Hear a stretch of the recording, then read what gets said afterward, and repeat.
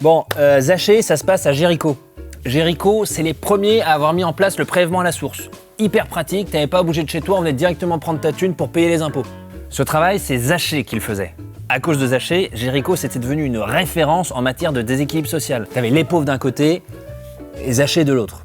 Personne pouvait le blairer, zéro pote, le mec était obligé d'organiser tout seul sa cagnotte d'anif, la loose intégrale. Zachée, oh toc. Ça, c'était une chanson sur Zachée à l'époque. Bon, et c'est vrai que comme ça, tu pourrais te dire, Zachée, il s'en fout de ce qu'on dit de lui.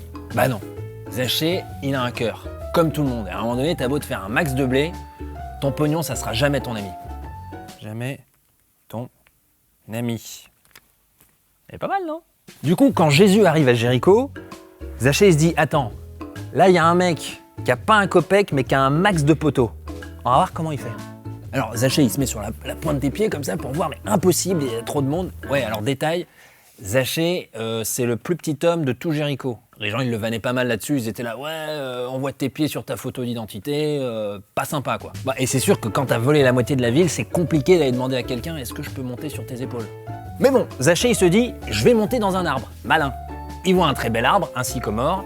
Il est là, poussez-vous les gamins, c'est moi qui ai eu l'idée le premier. Et là, Jésus, il passe sous le sycomore. Là, il lève la tête, il voit Zachée, il l'appelle. Oh Zachée, descends! Ouais, pourquoi faire? Non, en vrai, il dit, Zachée, descends vite, aujourd'hui, il faut que j'aille demeurer dans ta maison. Bon là, gros malaise. Jésus, il vient voir les pauvres, il faut qu'il invite pile poil le gars qui s'en fout plein les fouilles dans la ville. Là, Zachée est super content, il dit, écoute Jésus, pas de problème, viens chez moi, tu peux pas louper ma maison, c'est celle où il y a tagué Zachée rend l'argent.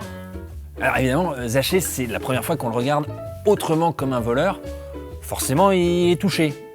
Et il est tellement touché, Zachée, qu'il se dit qu'il va changer. Il est là, ouais, j'en ai ma claque des semaines de 60 heures, terminado pour moi, j'ouvre un pop-up store, je vends des bijoux ethniques faits à la main.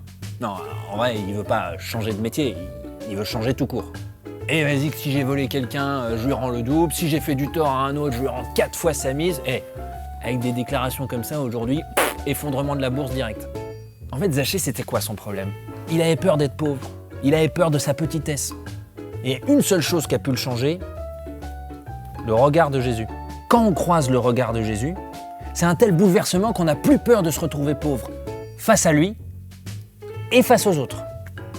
En fait, Jésus, par son regard, il est capable de changer radicalement les perspectives.